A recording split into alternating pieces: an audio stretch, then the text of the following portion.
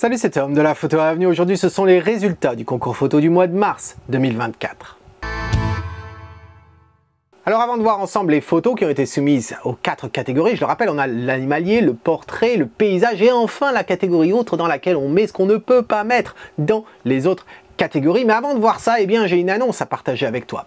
Je l'avais déjà partagé dans la newsletter d'ailleurs à ce sujet-là. Est-ce que tu reçois la newsletter? Si tu ne sais pas de quoi je veux parler, eh bien, à chaque fois que je publie une vidéo, ou au moins une fois par semaine, eh bien, je publie une newsletter qui te rappelle les vidéos qui viennent de sortir, mais aussi qui partage avec toi différentes informations telles que mes stages. Et en l'occurrence, j'ai une information concernant un stage pour la 4e année que je propose dédié au portrait, et comme l'année dernière, vu le succès du stage de l'année dernière, eh bien on le refait au même endroit, à savoir au théâtre de Caen.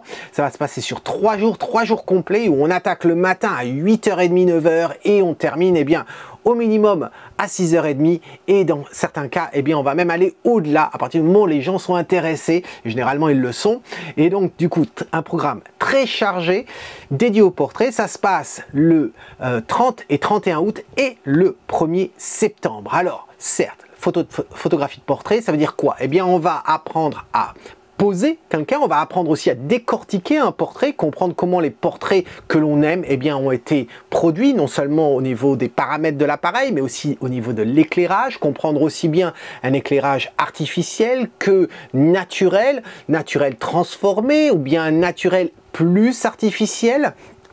Et puis de toute façon, si tu n'y connais rien au portrait, si tu as absolument aucune expérience avec la photographie au flash, c'est pas un souci, parce que ce stage-là, comme tous mes stages, est ouvert à tous les niveaux. Et on sait déjà qu'il va y avoir des différents niveaux à ce stage, parce qu'il y a des membres qui sont déjà venus, des participants qui ont déjà participé au stage précédent. Et donc avec toutes ces personnes-là qui ont déjà de l'expérience dans le portrait, on monte la barre encore plus haut et on va pouvoir créer de beaux portrait ensemble. Et si tu n'as absolument aucune expérience dans le portrait ou dans le flash, c'est pas un souci, parce que justement on va reprendre les bases vraiment de zéro, et on va je vais pouvoir te transmettre tout ça et tu vas pouvoir te faire plaisir. Et si tu n'as pas de matériel, c'est pas un souci. À partir du moment où tu as un appareil photo, je mets à ta disposition mon propre matériel d'éclairage et puis d'arrière-plan, etc. Donc 3 jours où on va bien s'amuser. Voilà l'info qui est passée. Si tu veux en savoir plus, le lien s'affiche en haut ici, le 30, 31 août et le 1er septembre au théâtre de Caen. Un lieu absolument incroyable parce qu'on a énormément d'espace, c'est vraiment génial. Ça, c'est pour le stage dédié au portrait. Mais dans ce concours, il n'y a pas que le portrait. Dans ce concours, comme d'habitude, on va attaquer par la catégorie animalière, que l'on pourrait en quelque sorte considérer que c'est un portrait. Mais on va voir tout ça grâce au petit diaporama que je te propose maintenant, et on se retrouve juste après pour voir quelles sont les images que j'ai décidé de mettre en avant et celles que j'ai décidé de couronner. A tout de suite.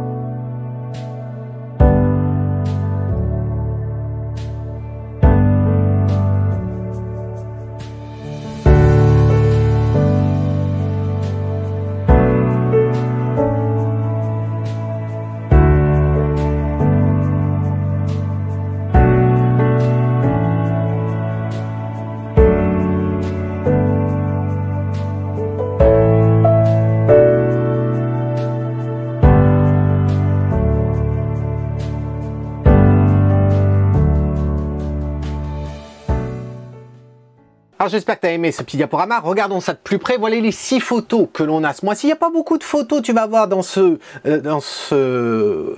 ce concours du mois de mars. Pardon. Cela dit, il y a des choses très intéressantes à dire sur certaines photos. Alors là, sur les 6 photos, celles que j'ai décidé de mettre en avant, les voici, les 3 photos.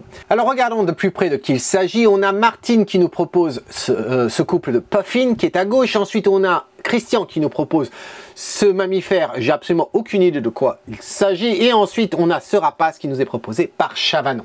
Alors, quand on regarde la photo de Martine ici, ben, je la trouve très intéressante parce qu'effectivement, eh bien, il y a une certaine tendresse qui se dégage de cette photo-là. Ce qui est assez amusant avec ces histoires de photos animalières, c'est que très souvent, j'ai l'impression qu'on apprécie les photos animalières parce qu'on a tendance à leur donner à essayer d'expliquer ou donner une valeur presque humaine au comportement qu'ils peuvent avoir, aux expressions qu'ils peuvent avoir. Donc c'est assez curieux comme chose. Donc ici, quand je dis une certaine tendresse, ben, peut-être que c'est absolument pas du tout le cas dans le monde animalier, mais on associe ça à une certaine tendresse, là où peut-être la mère du petit, ou je sais pas, ou de son compagnon, on n'en sait rien. On se crée toujours des images comme ça. Mais quoi qu'il en soit, je trouve la photo assez intéressante, d'une certaine douceur, aussi bien au niveau du message que dans l'exécution. C'est pas la photo qui crie le piqué, hein, c'est évident, mais ça me dérange pas ici. Je pense qu'on aurait pu donner un peu plus de peps légèrement en montant les blancs, pas de beaucoup, mais légèrement, en faisant attention à pas cramer ici sur le dos ici, mais je trouve ça un peu plat. La raison pour laquelle c'est plat aussi, c'est que ces oiseaux-là, qu'on les photographie en Irlande, ou bien en Écosse, ou bien en Islande, eh bien, c'est généralement des endroits où l'éclairage est relativement doux, puisqu'on se retrouve à avoir des nuages, etc., gris, machin, ce qui fait qu'on n'a pas forcément énormément de contraste. Et c'est tant mieux, parce qu'une journée pleine de contraste, ça serait relativement difficile à les photographier. Mais tout ça, ça se marie bien. C'est juste un léger petit peps qui pourrait arranger les choses. Mais je trouve ça très intéressant comme photo, Martine. Ensuite, on a cet animal-là. Je sais absolument pas de quoi il s'agit. Christian, tu nous mettras ça dans un commentaire. Et puis les autres qui sont pas Christian, allez-y, essayez de deviner de quoi il s'agit. Sans passer par Wikipédia et autres, hein, ni Google. Non, non, comme ça, devinette. J'aimerais bien. Ça serait marrant de voir qui a raison et qui a tort. Son jugement, bien entendu. Et je trouve ça très intéressant, très beau. Beau contraste ici, beau piqué, bel éclairage. J'adore le petit museau mouillé comme ça, qui brille, avec les yeux également qui brillent. J'aime bien la composition avec les petites herbes autour et tout, et qui sort juste comme ça. Les seuls points critiques que j'aurais à faire, c'est sur cette tige que je trouve qui attire un peu le regard, et puis juste la fleur qui est juste derrière là, qui attire le regard blanc. Je sais bien, c'est l'animalier, il y a cette règle-là absolue, que d'ailleurs c'est absolument incroyable, parce que c'est le seul domaine dans la photographie où il y a cette pseudo-règle qu'il ne faut absolument rien retirer. Mais pour qui ils se prennent? Franchement, je dis ceux, mais je sais même pas qui ils sont, hein, les dirigeants de clubs photo, ces dirigeants d'organisations qui organisent des concours photo animaliers et qui disent il faut absolument pas retirer quoi que ce soit. Cela dit, j'ai vu l'exposition sur les meilleures photographies de portraits animalières au monde. Je peux te garantir qu'il n'y avait pas cette contradiction-là, hein. Il y avait des choses qui avaient été retirées, etc., sans aucun scrupule. Donc j'ai l'impression que c'est peut-être pété un petit peu plus haut que son siège, on va dire, pour certaines des organisations. Mais bref, je trouve que c'est un petit peu dommage. Voilà, ça attire. Certains vont voir, mais c'est un petit peu comique. Ouais, non, pour moi, ça me gêne un petit peu et ça attire un petit peu le regard et c'était facile à retirer. Voilà. Mais en tout cas, ça n'enlève rien à la photo, le fait qu'elle est très sympa à regarder.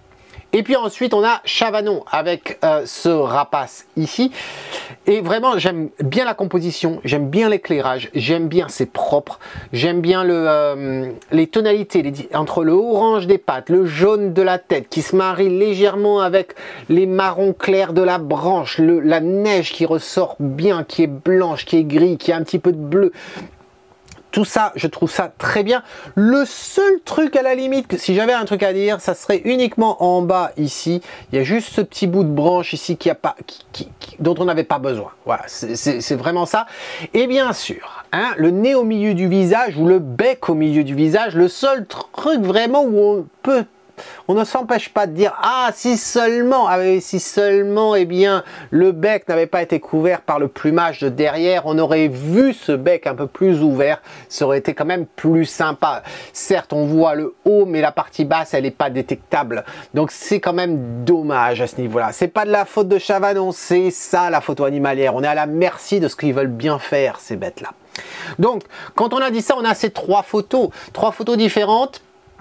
Mais je dois dire que j'ai une préférence quand même pour ces deux photos. Voilà, j'ai une préférence pour ces deux photos.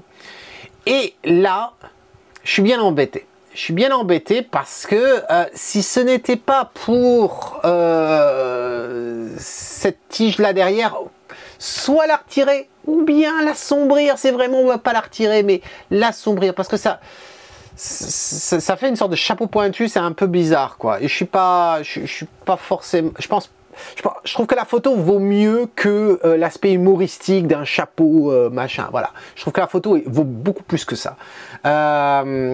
Donc c'est dommage à ce niveau-là.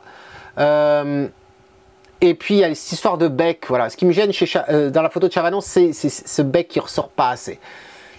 Et je suis bien embêté. Mais je dois l'avouer, celle qui au final va être ah, c'est vraiment embêtant. C'est vraiment embêtant. Plus je le regarde et plus je lui donne des traits humains à cette petite bestiole. Et elle me dit, mais si, prends-moi, choisis-moi, s'il te plaît. Et là, tu dis, tu as plutôt intérêt à me prendre, sinon je vais piquer une gueulante. C'est délicat. C'est délicat. Bizarrement, mes yeux n'arrivent pas à sortir de cette image-là. Curieusement. Donc, malgré ce que je dis par rapport à ce que j'aurais retiré, la photo qui remporte ce mois-ci, c'est celle de Christian.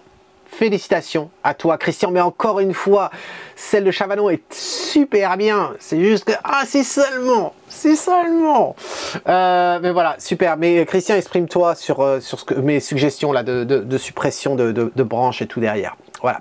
Ça, c'est pour l'animalier. Je te propose l'autre catégorie, bien sûr, qui n'est pas si éloignée que ça. En tout cas, c'est bien sûr le portrait d'humain. On se retrouve juste après ce petit diaporama.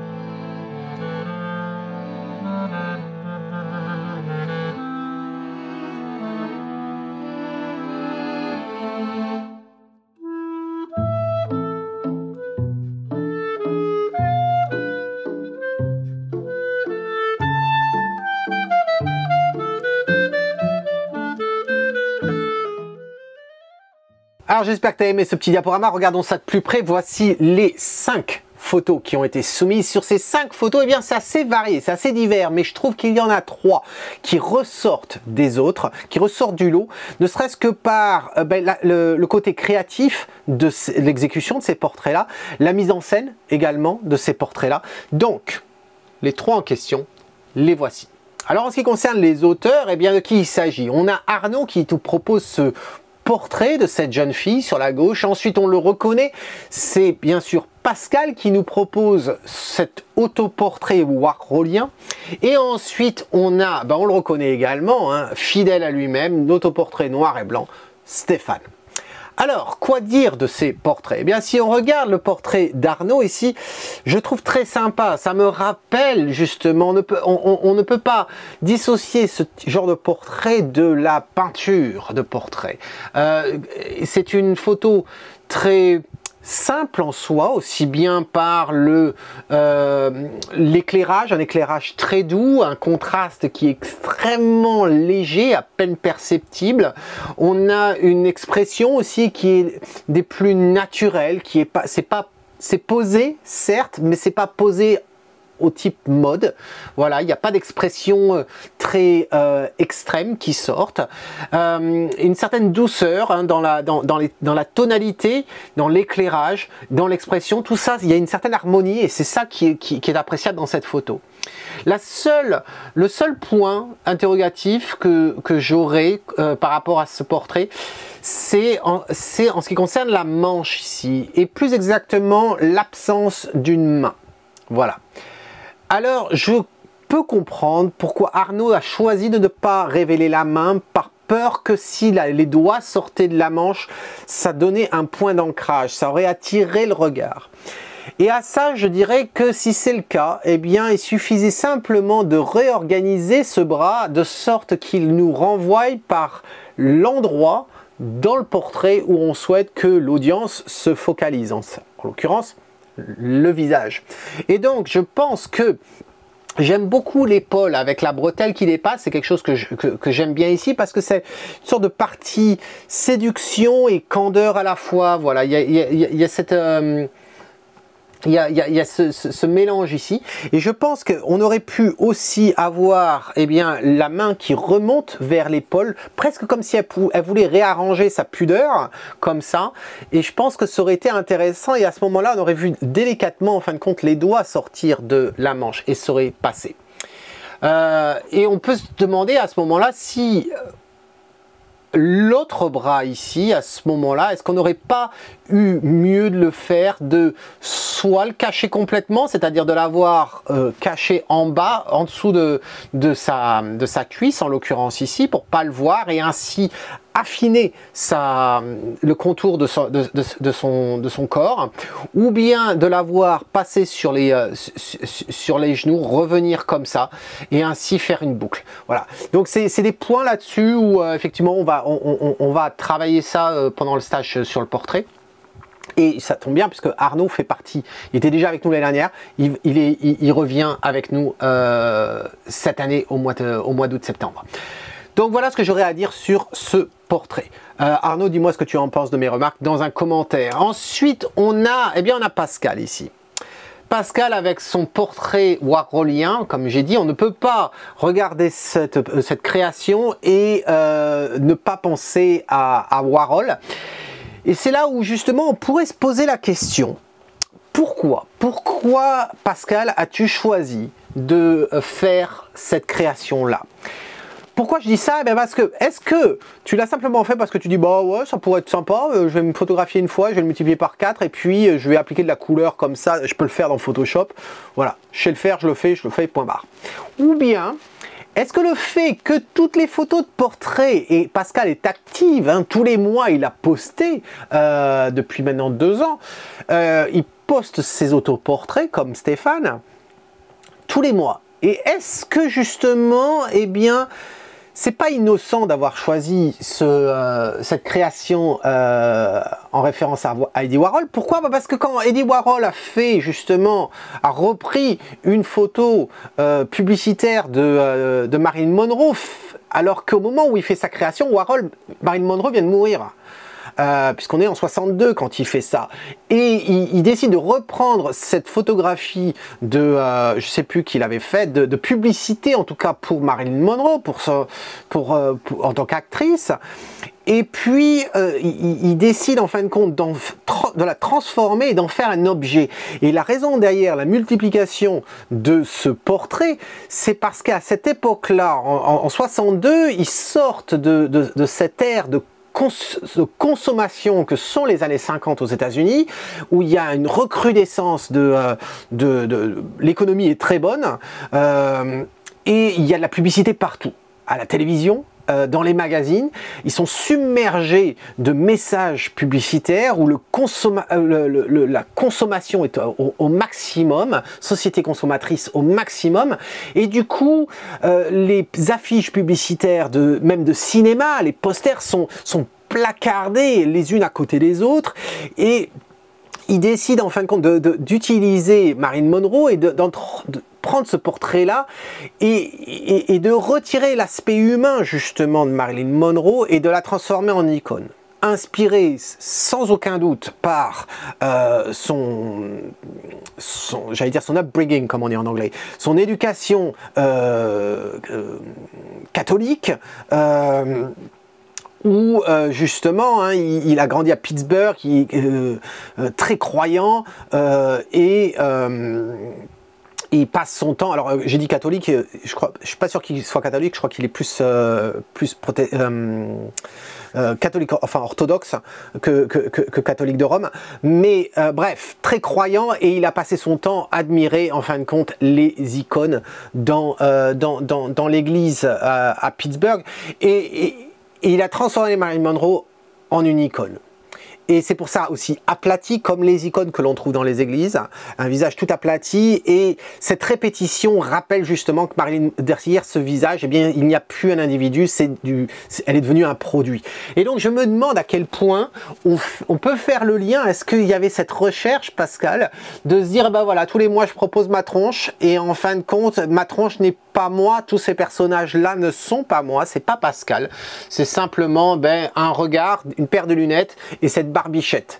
Et le fait d'appliquer justement toute cette couleur, cette répétition-là, ça suit le message de Andy Warhol, et que c'était plus simple de le faire avec ta tronche que de le faire avec ta conserve de soupe favorite. Voilà, donc explique-moi Pascal si tu as eu tout ce raisonnement derrière, ou bien je viens de dire tout ça comme un critique d'art qui essaierait de trouver une justification derrière les coups de brosse d'une peinture par Monet ou Van Gogh, etc.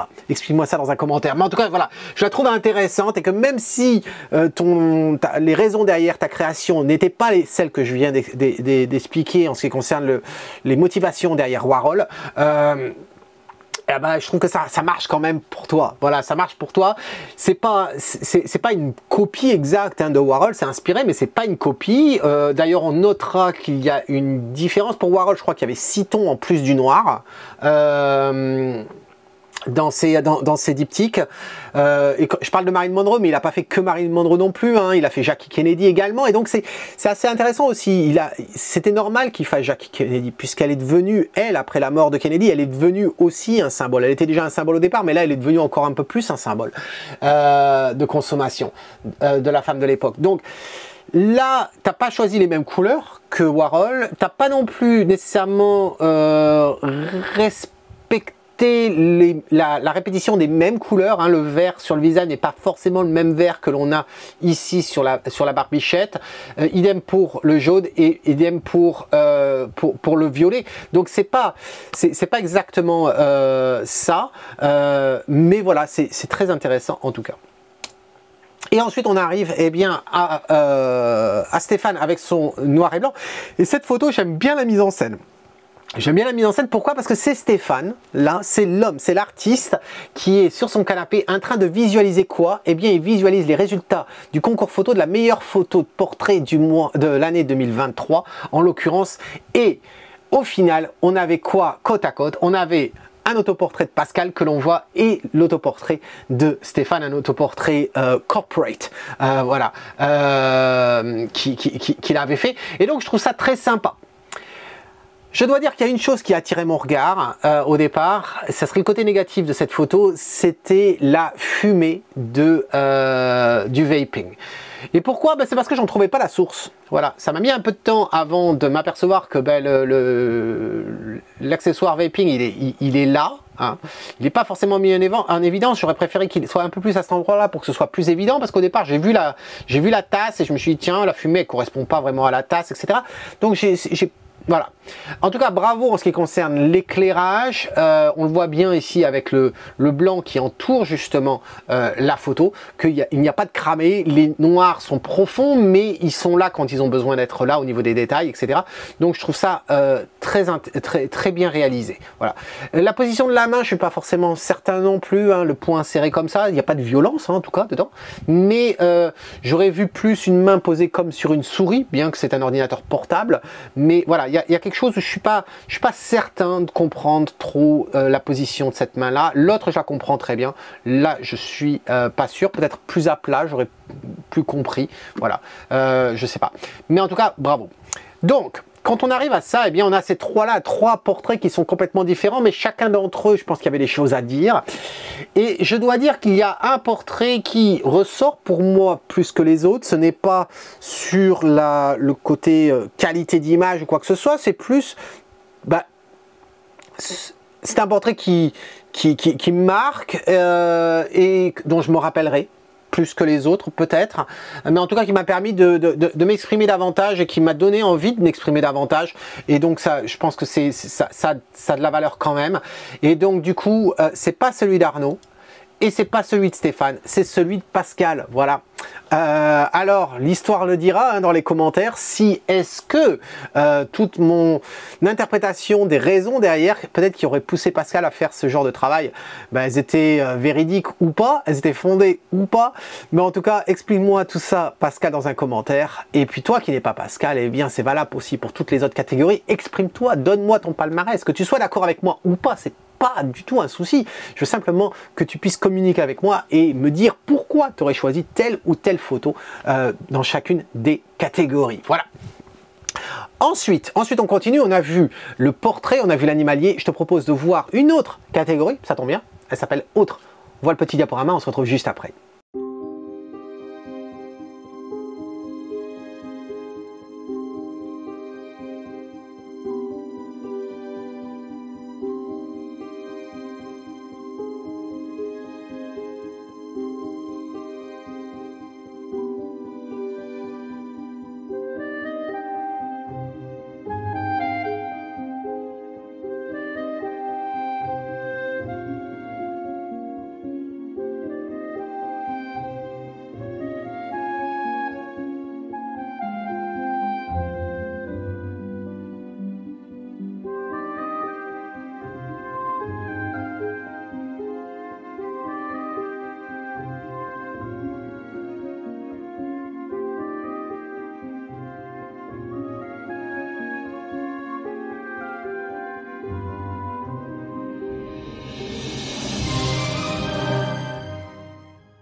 Ah, cette catégorie autre. Très souvent, on me dit, mais Tom, pourquoi tu fais pas une autre catégorie qui serait le sport ou qui serait la rue ou quelque chose? Et à chaque fois, je l'explique, je le fais pas parce que j'ai pas envie de me retrouver un mois avec une seule photo dans une catégorie. Et le fait d'avoir cette catégorie comme ça, qui est tellement hybride et qui permet de se libérer justement des carcans d'une spécialité, animalier, portrait, paysage, eh bien, donne résultat, donne naissance à des choses assez intéressantes qu'on ne verrait pas autrement. Donc voilà, ces photos-là qui nous sont proposées et celles que j'ai décidé de mettre en avant, eh bien, les voici, ces 4 photos-là. Alors, qui sont les auteurs? Eh bien, Martine nous propose cette photo du bébé. Ensuite, on a François qui nous propose le surfeur. Ensuite, on a Christian qui nous propose bien un bout de l'opéra de Sydney. Oh, du moins, je suppose, c'est de ça qu'il s'agit. Et ensuite, on a Chavanon qui nous propose non pas un animal, mais cette fois-ci, une fleur. Voilà, qui est ici. Alors, quoi dire de ces photos? J'ai sélectionné 4, je pensais faire 3 au départ, mais en fin de compte, je pense qu'il y avait des choses à dire sur les 4. Quand je regarde celle de Martine ici, j'aime beaucoup en fin de compte les tonalités, surtout quand on entoure cette photo avec le blanc, comme j'ai fait là, eh bien on s'aperçoit qu'il y a une belle gestion de la luminosité, des couleurs qui sont sympas. Et en ce qui concerne le cadrage, eh bien ça fonctionne. Je t'avouerai que je trouve peut-être que la main et la tête me paraissent un petit peu trop présente, un petit peu trop gros, trop grosse je dirais, et donc ça me dérangerait pas de cadrer plus serré et de se focaliser sur les pieds. Un autre point, ça serait ici, je pense qu'on aurait pu supprimer cette partie sombre dans ce coin-là, parce que ça fait un contraste, un endroit où on n'avait pas besoin de finaliser en fin de compte avec les tons gris blancs qu'on a là, ça aurait été mieux, je pense. En tout cas, une belle réalisation, je pense. Ensuite, on a ce surfeur qui marche sur la côte ici, très bien réalisé par François. La seule question que je me pose, François, c'est pas la première fois que je te dis ça. Il y a beaucoup de bruit dans tes images. Et je ne comprends pas parce que quand j'ai regardé les exifs qui sont en l'occurrence ici F10, ISO 400, un 250e et avec l'appareil que tu as, je ne comprends pas pourquoi. Alors est-ce que tu sous-exposes tellement que après tu récupères ça après coup et tu as beaucoup de grains? Je sais pas. Mais je comprends pas. Parce qu'au départ, je me suis dit, ah mais c'est simplement la pluie. Et j'adore ça. Je trouve ça très bien le fait qu'il y ait du crash, de l'embrun, etc. Mais c'est pas le cas. C'est pas le cas, c'est pas ça, c'est vraiment littéralement du bruit qu'on a traité ici avec du grain. Et Alors, est-ce que c'est vraiment du bruit ou est-ce que c'est du grain que tu as appliqué après coup? Et si tu as fait ça, pourquoi? Je ne comprends pas. Voilà. Donc, c'est ça que je trouve dommage parce que la tonalité qu'on a là, c'est encore une fois super bien mis en avant par le blanc autour de l'image, comme ça. On voit à quel point l'éclairage est bien géré et la vitesse est bien gérée, la colorimétrie super bien gérée aussi. Donc, vraiment un beau travail. Et ensuite, on a cette photo de Christian que je trouve bien, un peu plate. C'est vrai que je la trouve un peu plate, cette photo contre ce bleu-là, mais il y a des détails dans le bleu. Mais je trouve intéressant parce que tu t'es focalisé sur ce qui était le plus intéressant pour toi dans cette scène, dans cette photo d'architecture, et je trouve ça intéressant. On pourrait se poser la question quand même entre ce que l'on a ici, là, alors je ne sais pas si c'est une caméra ou quelque chose qui est sombre là, et puis cette petite tige que l'on a là, est-ce qu'on avait vraiment besoin de les garder ou pas? Ça manque peut-être un petit peu de punch, voilà, j'aurais peut-être remonté un petit peu la luminosité, remonter les blancs un petit peu, hein. Tu t'en rends compte quand tu mets entouré de blanc comme ça, tu t'aperçois que bon, ça manque un petit peu de blanc et ça ferait ressortir un peu plus de profondeur et de détails dans le ciel. Et ensuite, on a Chavanon avec cette fleur que je trouve très bien réalisée. Voilà, très bien réalisée, je suis curieux. Oui, bien sûr, faite avec le 100-500, ça je le savais, je m'en doutais. Et là, fait à F8, voilà, F8. Et j'aime beaucoup parce que, on a une belle netteté au niveau de la fleur, toute seule, comme ça. Et puis, on a ce beau bokeh derrière avec ces cercles qui nous rappellent un petit peu la perle de la rosée du matin. Et puis, la présence quand même de ces herbes qui ressortent, qui nous montre le beau bokeh qu'on a de cet objectif-là, où en fin de compte, eh bien, ces détails d'herbe n'est pas trop omniprésent et attire pas trop le regard. Il y a une certaine douceur derrière ces traits qui rappellent un peu des traits de peinture un petit peu, hein. Je parlais de Van Gogh et de Monet tout à l'heure. Bah, ça me fait penser un petit peu à ça en fin de compte. Donc je trouve ça très bien réalisé. Donc voilà ces 4 photos dans la catégorie autre. Et je dois dire que sur les 4, eh bien, il y en a 2 qui attirent mon regard. Pas celle-ci. Et là, eh bien, ça va être entre ces deux-là. Parce que j'aime bien l'univers qui se dégage dans les deux. Cela dit, je trouve que le grain qui est dans cette photo à gauche, je ne le comprends pas. Voilà, je ne pense pas qu'il apporte quoi que ce soit d'intéressant. Et si ça avait été de la pluie plutôt que du grain comme ça, là, je trouve que ça aurait été vraiment super. Mais en l'occurrence, c'est pas le cas. Et donc ici, ce mois-ci, eh bien, c'est Chavanon qui remporte cette catégorie autre. Je ne sais pas si tu l'as déjà remporté, cette catégorie Chavanon. Tu me diras dans un commentaire. En tout cas, bravo. Ça, c'était la 3e catégorie, il nous en manque une, c'est le paysage. On se retrouve juste après ce diaporama.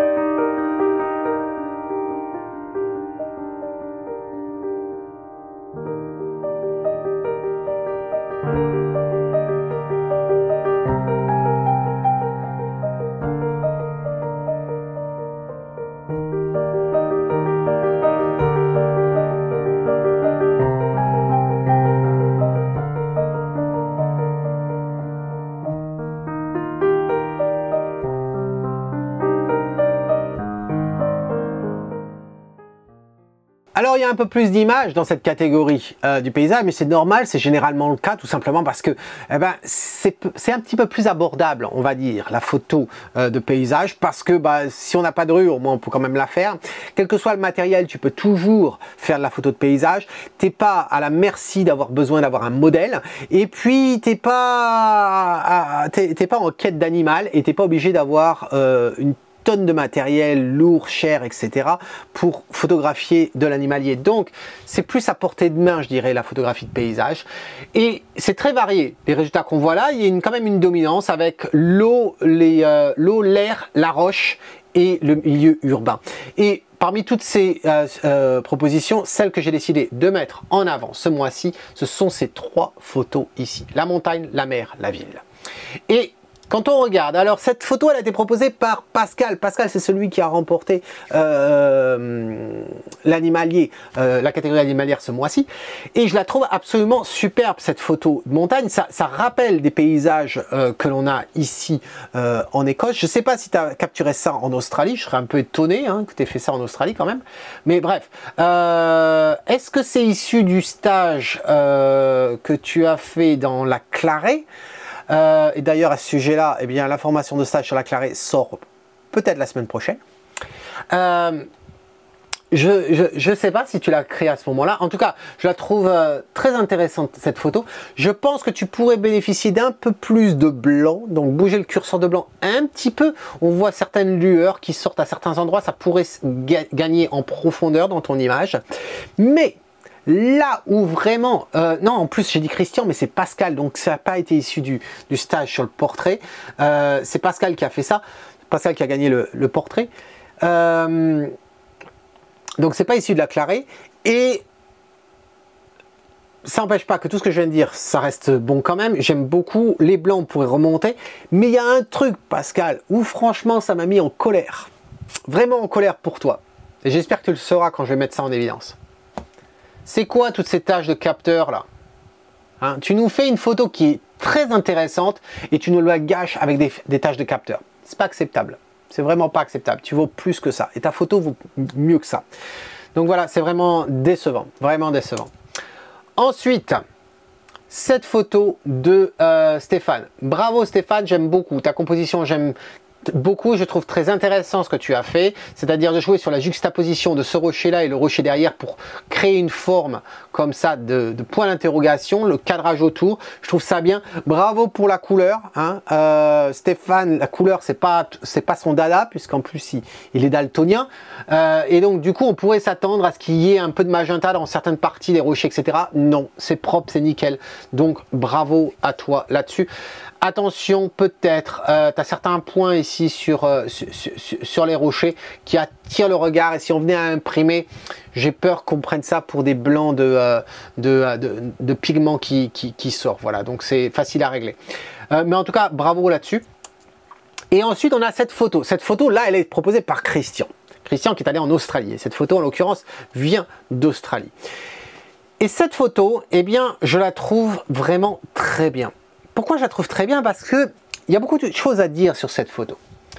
Ce que je trouve intéressant, certes, elle est dans le paysage, dans la catégorie paysage, mais c'est une photo de rue. Et je pense qu'elle permet aussi une discussion. On va pas forcément, on va peut-être la commencer aujourd'hui, mais on va pas rentrer à fond dedans, sur le rôle de la photo de rue.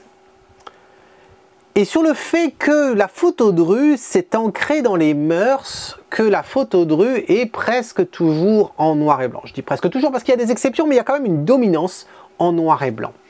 Et on pourrait se demander pourquoi justement on choisit de faire de la photo de rue en noir et blanc. Je pense que c'est pour 2 raisons. La première, c'est que la photo de rue, elle est née à un moment dans l'histoire de la photo où on n'avait que le noir et blanc. Et du coup, c'était évident qu'on se retrouvait avec de la photo de rue en noir et blanc. Il y a certains photographes aussi qui, bien qu'aient commencé en photographie à l'époque du noir et blanc, auraient pu choisir de passer en couleur, mais ont choisi de ne pas photographier en couleur. Je pense à Cartier-Bresson, par exemple, qui n'a pas fait de couleur, alors qu'à son époque, il aurait très bien pu le faire. Et ensuite, il y a l'époque d'aujourd'hui. Pourquoi on continue à la faire en couleur, en noir et blanc? Parce que on est inspiré par ces géants sur lesquels on est monté sur leurs épaules, ces géants qui sont passés avant nous, qui ont fait ces photos-là, et on est inspiré par leurs travaux, et on reproduit en quelque sorte ce style, cette ambiance-là. Et donc, on le fait en noir et blanc.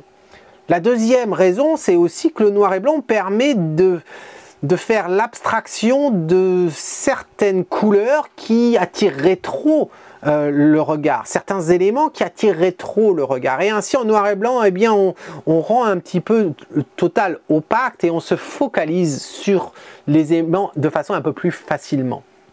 Donc, je pense que ce sont les raisons derrière ça. Mais on peut aussi se poser la question, quel est l'intérêt de la photo de rue? Et je pense personnellement que la photo de rue, c'est une photo qui n'a pas réellement de valeur en son époque. Alors qu'est-ce que je veux dire par là? Je pense que c'est un style de photographie dont la valeur est posthume. C'est une type de photographie qui nous renseigne sur ce qui a été.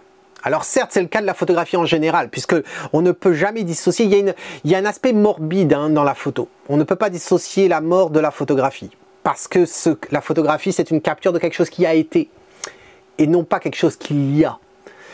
Et donc c'est pour ça, Roland Barthes parle de ça justement, il fait une obsession sur la mort dans le bouquin Camera Lucida, qui est en fin de compte en français, ça va être La Chambre claire, voilà, un livre pas forcément simple à lire, mais intéressant, et j'aurai l'occasion d'en reparler. Et donc si la valeur de la photo de rue, c'est cet aspect témoignage de ce qu'il a été, quand on regarde une photo en noir et blanc des années 50, ça a tout son sens, parce qu'à l'époque on a presque l'impression en fin de compte que la vie était en noir et blanc. D'ailleurs c'est pour ça que le cinéma très souvent nous a joué là-dessus, où quelqu'un part dans soit un flashback ou dans ses souvenirs ou voyage dans le temps, et d'un seul coup on passe de la couleur au noir et blanc. C'est quelque chose qu'on a utilisé de façon créative de nombreuses fois, et d'ailleurs même moi personnellement dans ma vie privée, quand je vois des photos de familles qui sont en noir et blanc, et bien des personnes que je n'ai pas forcément rencontrées, je ne peux pas m'empêcher d'imaginer leur vie en noir et blanc. D'ailleurs, j'ai beaucoup de mal à imaginer la vie en 1930 en couleur. J'ai vraiment du mal à l'imaginer en couleur. Pour moi, l'idée qu'ils auraient des robes de couleur, des vestes de couleur pour les hommes, etc., mon esprit a du mal vraiment à l'accepter. Et donc on associe le noir et blanc à un temps qui n'est plus, puisqu'on vit dans ce temps maintenant, ce temps moderne, où la couleur est omniprésente, on est pollué par cette couleur, que ce soit les néons, que ce soit les affiches publicitaires, il y a la couleur partout. Et donc c'est vrai qu'on peut se poser la question si aujourd'hui, quand on fait de la photographie de rue, est-ce que ça a du sens de la faire en noir et blanc ? Est-ce que ça serait pas de la paresse? Est-ce que ça serait pas simplement de reproduire ce qui a déjà été auparavant et de ne pas vraiment faire de la photo de rue dans le sens que la photo de rue devrait avoir, dans ce sens de témoignage d'un temps? Parce que faire de la photo de rue aujourd'hui en noir et blanc, ça ne sait pas réellement témoigner de ce qu'est la vie aujourd'hui, à notre époque. À méditer en tout cas. Et donc quand on voit cette photo de paysage, là, paysage urbain, qui est une photo de rue, pourquoi une photo de rue? Parce que plus on passe de temps sur cette photo, plus on va regarder qu'il y a énormément de personnages. Quand on regarde de prime abord cette photo, elle rappelle sans aucun doute une photo d'architecte. Quand les architectes ont des concepts, ils nous proposent des photos en 3D de leur... ou bien même comme ça en 2D, mais ils font ça avec des logiciels 3D pour nous représenter leurs bâtiments, et ils nous mettent des arbres, ils nous mettent des personnages comme ça pour qu'on puisse un peu mieux imaginer comment ces bâtiments, ces architectures vont servir la communauté, comment ça va être un lieu de vie. Voilà. Et donc, à prime abord, c'est à ça que je vois. Ça me rappelle aussi une scène de jeu comme SimCity, un jeu de simulation, de gestion d'une ville, etc. Avec tous ces personnages qui gravitent, qui font leur petite vie et qui bougent, etc. Donc ça, c'est le prime abord. Et puis, quand on regarde, plus on passe de temps, plus on a envie de zoomer, et on zoome dedans et on voit qui? Eh bien, on voit ce gars-là qui fait une photo peut-être de sa copine et qui tient l'appareil comme ça, qui nous fait comprendre en fin de compte que c'est aussi le signe d'une époque. De voir, il fait comme, c'est mon cas, de prendre les portraits en regardant l'écran LCD à l'arrière de l'appareil photo. Ensuite, on a cette fille-là qui s'est arrêtée sur l'escalier et qui regarde la vue. On se demande, est-ce qu'elle attend quelqu'un? Est-ce qu'elle fait que regarder? Est-ce que c'est une étudiante? Est-ce que c'est une touriste? Est-ce que c'est un mannequin qui est là pour un shooting à un endroit et qui a un après-midi de repos et qui se balade sur la promenade?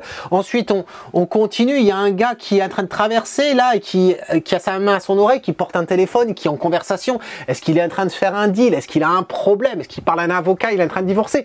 On peut se créer toute une histoire là-dessus. Ensuite, on a cette famille ici, là, peut-être qu'ils sont des touristes et qui se demandent où est-ce qu'ils vont monter les escaliers, où est-ce qu'ils vont descendre, qu'est-ce qu'on fait la prochaine étape, c'est quoi? Ensuite, il y a ce photographe qui est ici, qui fait du chipping, qui regarde à l'arrière de son écran pour voir la photo qu'il a faite de ces bâtiments en verre. Donc, ça rappelle, dans ce sens, ça rappelle un petit peu les peintures flamandes, ça rappelle les peintures que l'on a fait aussi par les Hollandais, de la vie de la ville, la vie du village, où on voit tous ces petits personnages, etc. Et donc, il y a une abondance de petits sujets comme ça. Et c'est là aussi que ça m'amène à une critique sur cette photo. La critique, c'est que c'est dommage que la photo n'a pas été prise quelques secondes avant ou après. Et pourquoi je dis ça? Eh bien, ne serait-ce que pour pouvoir décoller cette famille de trois, la femme, le mari et le bébé, si seulement ils avaient été décollés des deux personnages qui sont derrière. Pourquoi? Parce que derrière, on voit un homme, on voit une femme avec un voile, et cette femme a l'air de mettre sa main sur le bras de cet homme-là. Et on ne sait pas, je me dis, tiens, elle a l'air relativement petite, peut-être que c'est sa mère qui tient comme cela le bras de son fils et qui raconte une histoire. Voilà. Et quelques secondes avant, quelques secondes après, eh bien, on aurait dissocié ces personnages et donc tu nous donnais davantage de vie dans cette photo. Et cela dit, il n'empêche que cette photo, que ce soit au niveau de la luminosité, que ce soit au niveau du cadrage, que ce soit au niveau des couleurs, elle est exquise cette photo, mais elle est encore plus riche quand on prend le temps de regarder tous ces détails-là. Et c'est vrai qu'à chaque fois, je pose toujours la question, quel est ton sujet dans une photo? Surtout les photos à problème, les photos qui, quand on les regarde, il y a quelque chose qui passe pas. Et à chaque fois, je dis, quel est ton sujet? Et je dis, focalise-toi sur un élément, l'élément qui te pousse justement à prendre la photo. Alors que là, je viens de passer quelques minutes à te parler de la valeur de cette photo par la multiplication des éléments qui sont intéressants dans cette photo. Est-ce qu'il y a une contradiction dans mes propos? Non, je ne le pense pas. Parce que le sujet ici, ça pourrait être justement la vie. La vie dans le milieu urbain. Voilà le sujet. Et la vie est en fait une collection de tous ces petits éléments. Et chacun de ces éléments-là viennent justement soutenir cet élément qui est la vie en milieu urbain. Et donc, d'où ma critique à ce niveau-là, pour cet élément-là qui aurait pu être un élément supporteur de tout le reste. Mais je trouve ça très intéressant en tout cas. Donc, quand on revient à ces trois photos, eh bien sûr, c'est pas Pascal. Et on sait pourquoi, à cause des taches, Pascal. Hein, ça fait tache. Et là, entre les deux, même si celle de Stéphane est très bien, je ne peux m'empêcher de mettre en avant celle de Christian de par sa richesse et l'exécution de l'image. Félicitations à toi, Christian. C'est sans aucun doute, à mes yeux, la meilleure photo que tu as produite à ce jour. Alors, est-ce que tu avais perçu tout ce que je viens de dire? Est-ce que toutes ces notions dont j'ai fait référence, est-ce que tu en avais conscience? Est-ce que ça a été un travail fait réellement dans ce sens-là? Je ne sais rien. Exprime-toi dans un commentaire, dis-nous tout ça là-dessus. Est-ce que je suis à côté de la plaque ou est-ce que j'essaie encore une fois de trouver des justifications derrière la valeur d'une certaine photo? Peut-être. Mais en tout cas, chapeau pour l'avoir faite. Et toi qui n'es pas Christian, eh bien, comme je t'ai invité tout à l'heure, exprime-toi. Commente, partage ton palmarès et dis-nous surtout pourquoi, les raisons. Est-ce que tu partages l'enthousiasme que j'ai pour certaines photos, que ce soit celle-ci ou l'autre de Pascal, non pas celle avec la tache, mais le diptyque de son autoportrait en couleur warholien, ou bien même l'autre photo que nous a proposé Christian pour l'animalier. Et puis, bien sûr, la catégorie autre avec Chavanon. Exprime-toi dans un commentaire, n'oublie pas de mettre un pouce. Et en attendant, la prochaine fois, eh bien cet homme qui te dit si tu aimes ce que tu vois, fais comme eux, capture-le, quelle que soit la catégorie. Et puis, participe, rejoins-nous à la Photo Avenue, rejoins la communauté, tu vas voir, c'est une communauté absolument adorable. Et puis, participe au prochain concours. C'est pas l'idée de gagner une médaille, c'est l'histoire de se faire justice, de se faire violence, de réussir à voir le travail que tu fais et te dire, ben voilà, cette photo-là, je me suis mis à fond là-dedans, j'ai retiré toutes les tâches. Et celle-là, j'en suis fier et je veux la montrer. Voilà, elle me représente ce que je produis. À méditer. Cheers.